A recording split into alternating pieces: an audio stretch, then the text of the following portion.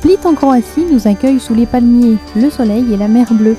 Il fait bon vivre ici, et c'est d'ailleurs pour cela que l'empereur Dioclétien, l'un des derniers empereurs romains, a décidé d'y faire sa maison, juste à côté de la ville de Salona, sa ville natale.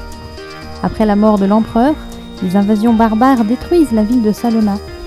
Les habitants effrayés s'enfuient et une partie trouve refuge dans ce bâtiment à l'abandon, mais qui va pouvoir les protéger. Au fil des siècles, les habitants transforment le palais de l'intérieur pour leurs besoins de l'époque. Le palais est comme infiltré par les habitants, il devient une ville fortifiée.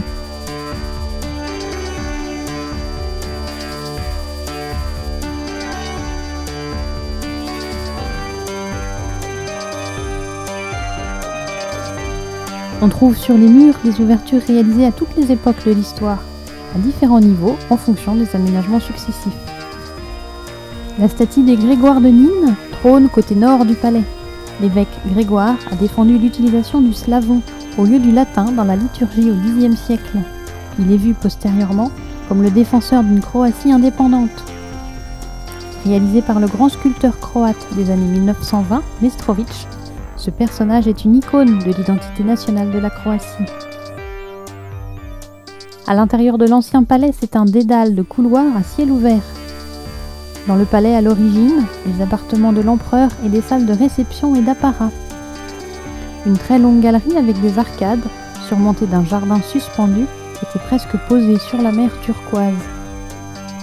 Au milieu de ce vaste édifice était placé le mausolée de Dioclétien, puisqu'il s'agissait bien pour lui de terminer sa vie. Au nord de l'édifice était prévue toute une partie de logements et de bâtiments destinés à ses soldats. Par son histoire si tourmentée, il n'est donc pas surprenant de voir dans la ville des éléments d'architecture dans tous les sens, des décorations à l'extérieur qu'on verrait plutôt dans une salle fermée, ou des balcons au milieu d'ouvertures. Le palais désormais est un capharnaüm. Au centre du palais, le mausolée a été transformé en cathédrale avec son haut clocher. Demeure la forme octogonale du mausolée avec les arcades de colonnes tout autour. Derrière la cathédrale, on se trouve au-dessus des sous-sols, à la place du rez-de-chaussée qui a disparu.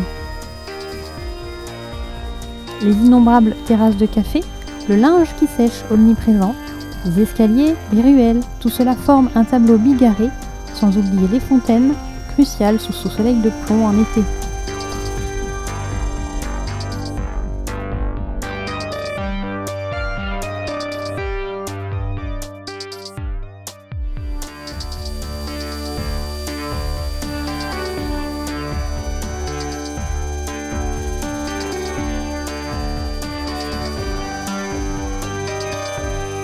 Les étages supérieurs se sont effondrés et on se retrouve dans les sous-sols du palais, qui sont eux-mêmes un édifice impressionnant.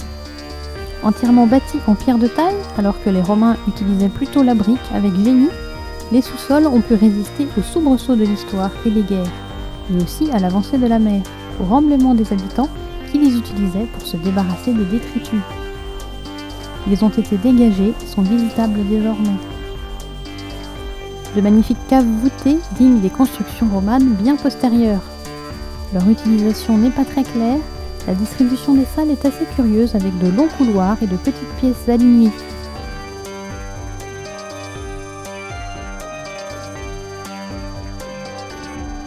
Ici le maître des lieux, Dioclétien en personne.